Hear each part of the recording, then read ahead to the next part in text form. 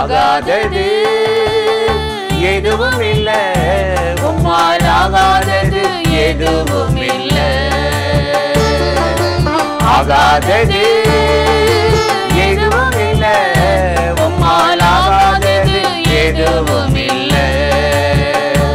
அகிலம் அனைத்தையும் உண்டாக்கி ஆளுகிறீர், அகிலம் அனைத்தையும் உண்டாக்கி ஆளுகிறீர். ஆகாதது எதுவும் இல்ல, உம்மால் ஆகாதது எதுவும் இல்ல.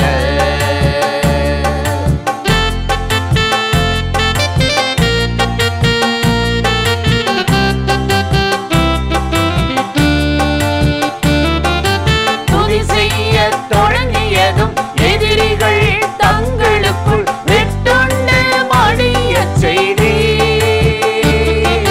துதி செய்ய தொடங்கியதும் எதிரிகள் தங்களுக்குள் வெட்டுண்டு மடிய செய்தி.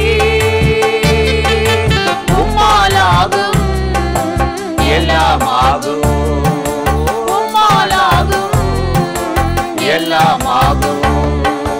ஆகாதது எதுவும் இல்ல, உம்மால் ஆகாதது எதுவும் இல்ல.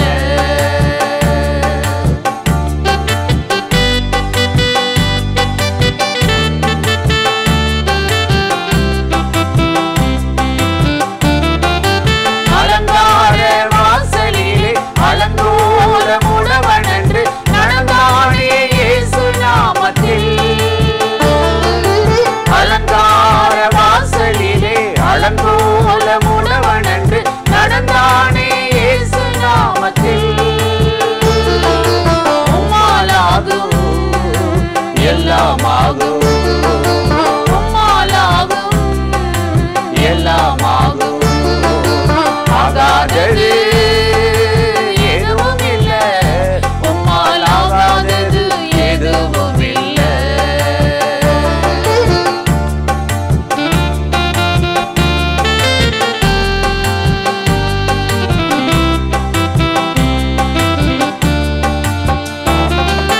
தோளும் கையுமாக பிழைக்கச் சென்றார் யாக்கோபு, பெருகச் செய்தீர் பெருங்கூட்டமாய். தோளும் கையுமாக பிழைக்கச் சென்றார் யாக்கோபு, பெருகச் செய்தீர் பெருங்கூட்டமாய்.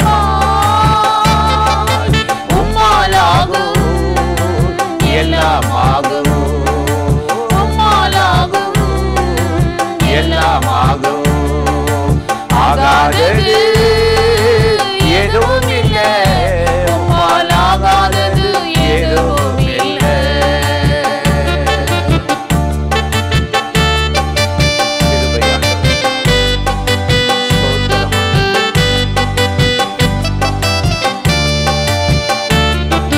கண்ணீரை கண்டதாலே கல்லறைக்கு சென்றவனை கரம் பிடித்து தூக்கிவிட்டீர். கண்ணீரை கண்டதாலே கல்லறைக்கு சென்றவனை கரம் பிடித்து தூக்கிவிட்டீர். உம்மாலாகும் எல்லாமாகும், உம்மாலாகும் எல்லாமாகும். ஆகாதது எதுவும் இல்ல, உம்மால் ஆகாதது எதுவும் இல்ல. ஆகாதது எதுவும் இல்ல, உம்மால் ஆகாதது எதுவும் இல்ல. அகிலம் அனைத்தையும் உண்டாக்கி ஆளுகிறீர், அகிலம் அனைத்தையும் உண்டாக்கி ஆளுகிறீர். ஆகாதது எதுவும் இல்ல, உம்மால் ஆகாதது எதுவும் இல்ல. பிரியமானவர்களே, ஆண்டவராகிய இயேசுவின் நாமத்தினாலே இந்த காலை நேரத்தில் இயேசுவை தினம் பார்ப்போம் என்ற இந்த நிகழ்ச்சியின் மூலமாக உங்களை சந்திப்பதில் மிகுந்த மகிழ்ச்சி அடைகிறேன். கர்த்தர் எவ்வளவு நல்லவர்ல, பெரிய இரக்கங்களையும் கிருபைகளையும் ஆண்டவர் நமக்கு கட்டளையிட்டு நல்ல சீதோஷ நிலையை, நல்ல மழைகளை கொடுத்து இந்த நாட்களில் நம்மை ஆசீர்வதித்து நடத்துகிறார். சேதமில்லாத மழை. ஒரு பக்கம் வயநாடில் நிலச்சரிவு வந்தாலும் தமிழ்நாட்டில் ஆங்காங்கே இப்போ நல்ல மழை ஆண்டவர் கொடுத்து நம்முடைய இதயங்களை நனைத்து இதமாக்கி கொண்டிருக்கிறார். அதுதான் தேவனுடைய கிருபை. இதெல்லாம் எதை காட்டுது என்றால், ஆண்டவர் நம்ம மேலே வைத்திருக்கிற கரிசனை, அன்பை காட்டுகிறது. யாத்திராகமம் 2ஆம் அதிகாரம் 25வது வசனத்தில் நாம் வாசித்து பார்த்தால், தேவன் மோசேகிட்ட சொன்ன ஒரு வார்த்தையை நம்ம இங்கே பார்க்கிறோம். இஸ்ரவேல் புத்திரரை கண்ணோக்கி தேவன் அவர்களை நினைத்தருளினார் என்று யாத்திராகமம் 2:25 ஆண்டவர் சொல்கிறார். இஸ்ரவேல் புத்திரரை நான் கண்ணோக்கினேன். ஏன் கண்ணோக்கன்னா, அவங்க ஒடுக்கப்பட்டவங்க, நசுக்கப்பட்டவங்க, அடிமையாய் நாடு கடத்தப்பட்டவங்க, அவங்க விற்கப்பட்டு போனவங்க. சொல்லப்போனால் அந்த தேசத்தில் அவங்க சிறுபான்மையர். ஏன் கேட்க முடியாது, ஏதாவது கேட்டால் அவங்க வீடுகள் தரைமட்டமாக்கும், தீ கொளுத்துவார்கள். நசுக்கப்பட்டு ஒடுக்கப்பட்டு 430 வருஷம் அப்படி ஆயிட்டாங்க. அப்போ ஆண்டவர் பார்க்குறாரு, இவர்கள் என் ஜனங்கள், இவருடைய உபத்திரங்களை, சஞ்சலங்களை நான் பார்க்கிறேன், அவர்களை கண்ணோக்கி பார்க்கிறேன்.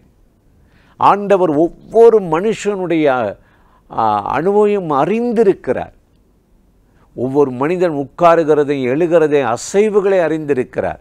அதனால தான் 139ஆம் சங்கீதம் 2:3 பார்க்குறோம்.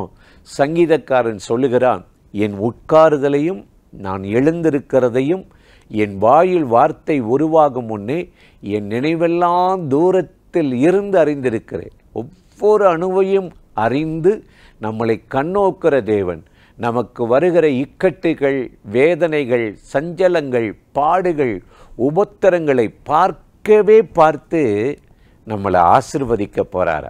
அதனால தான் நான் அவர்களை கண்ணோக்கி பார்த்தேன் என்று சொன்னார். எனக்கு அருமையான சகோதர சகோதரிகளே, என் வேதனையை, என்னுடைய கஷ்டங்களை, என்னுடைய நெருக்கங்களை, என் பாரத்தை யாராவது ஒருத்தர் ஷேர் பண்ணால் என்ன, பகிர்ந்து கொண்டா என்ன, எனக்காக இந்த காரியத்தில் ஒரு சப்போர்ட் பண்ணால் என்ன, உதவி செய்தால் என்ன, நம்ம மன அங்கலாய்க்குதில்ல. யார் பண்ணுறாங்களோ இல்லையோ, கர்த்தர் உத்தமனுக்கு பட்சமாய் துணையாக இருந்து கண்ணோக்கி பார்ப்பாரா. சங்கீதத்தில் சங்கீதக்காரன் ரொம்ப அருமையாக ஒரு வார்த்தையை சொல்லுகிறார். 94ஆம் சங்கீதம் 9 காதை உண்டாக்கினவர் கேளாரோ, கண்ணை உண்டாக்கினவர் பார்க்காரோ. ஏன் காதை உண்டாக்குனார்னா உங்கள் ஜபத்தை கேட்குறேன். ஏன் கண்ணை உண்டாக்குனார்னா உங்களுடைய ஒவ்வொரு காரியத்தையும் அசைவையும் நான் அறிந்திருக்கிறேன்னு சொல்கிறார்.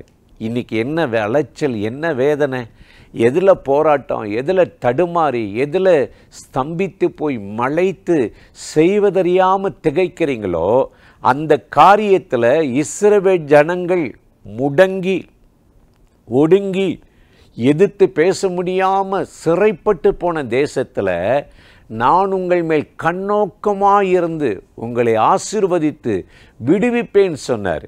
யாத்திராகமம் 4ஆம் அதிகாரத்தில் 31 ஆண்டவர் மோசேக்கு அதைத்தான் சொன்னார். அப்படி சொன்னபோது ஜனங்களுக்கு ஒரே மகிழ்ச்சி. அப்படியா, ஆண்டவர் எங்களை கண்ணோக்கிட்டாரா, ஜெபத்தை கேட்டாரா, நாங்கள் சிறையிருப்பிலேருந்து விடுதலை பெறுவோமா, நாங்கள் மறுபடியும் எங்கள் நாட்டுக்கு போவோமா, ஆமாம் போவீங்க அப்படின்னு சொன்ன உடனே அவங்க முதல்ல என்ன தெரியுமா செய்தாங்களா, தலை குனிந்து கர்த்தரை பணிந்து தொழுது கொண்டார்களாம். இன்றைக்கு ஆண்டவர் உங்களுக்கும் கண்ணோக்கி பார்த்து ஒவ்வொரு போராட்டத்திலையும் பிரச்சனைகளையும் கண்ணோக்கி பார்த்து அவரை செய்த அற்புதங்களை நீங்கள் பார்க்கும்போது நீங்களும் உங்கள் வாழ்க்கையில் தலை குனிந்து பணிந்து தொழுது கொள்வீங்க.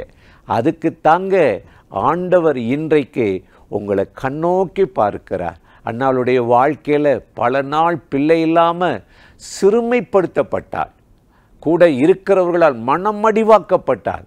ஆனால் அன்னாள் சொல்லுகிறாள், 1 சாமுவேல் 1:11 கர்த்தர் என் சிறுமையை கண்ணோக்கி பார்ப்பார்.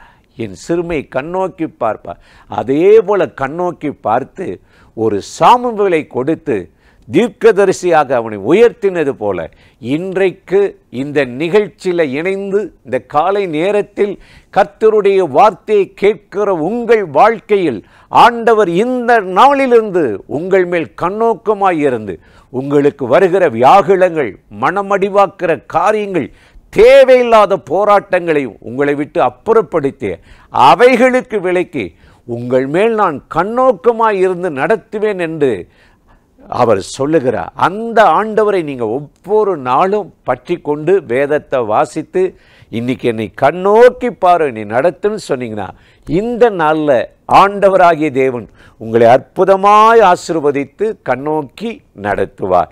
அந்த தேவனை நோக்கி நாம் ஜெபிப்போமா? அன்பும் இரக்கமும் கிருபையும் நிறைந்த நல்ல ஆண்டவரே, இந்த ஆசீர்வதிக்கப்பட்ட நாளுக்காக, நேரத்துக்காக, கிருபைக்காக, இரக்கங்களுக்காக உமக்கு நன்றி செலுத்துகிறோம். நீர் எங்கள் மேல் கண்ணோக்கமாயிருக்கிற தேவன் என்பதை நாங்கள் அறிந்திருக்கிறோம். இப்பொழுது இந்த நாளில் யாரெல்லாம் தங்களை தாழ்த்தி இந்த நாளில் என்னை நடத்தும், என் குடும்பத்தை நடத்தும், என் வேலையில் நடத்தும், ஊழிய பாதையில் நடத்தும், ஜெப ஜீவியத்தில் நடத்தும், என் வருமானம் தொழிலில் நடத்தும் என்று சொல்லுகிறார்களோ அத்தனை பேரை நீ கண்ணோக்கி பார்த்து அற்புதமாய் நடத்தி அவர்களை ஆசீர்வதிக்கும்படி ஜெபிக்கிறோம். இந்த நாள் அவர்களை உம்முடைய பிரசன்னம் நிரப்பி மனமகிழ்ச்சியோடு உம்மை பின்பற்ற உதவி செய்யட்டும். இயேசுவின் நாமத்தில் இந்த ஜெப ஸ்தோத்திரங்களை ஏறெடுக்கிறோம் எங்கள் உயிருள்ள நல்ல பிதாவே. ஆமேன், ஆமேன். ஆண்டவர் ஜெபத்தை கேட்டார், கட்டாயம் உங்களை ஆசீர்வதிப்பார். இந்த நிகழ்ச்சி நீங்களும் பாருங்கள், மற்றவங்களுக்கு அறிமுகப்படுத்துங்கள். ஆமென்.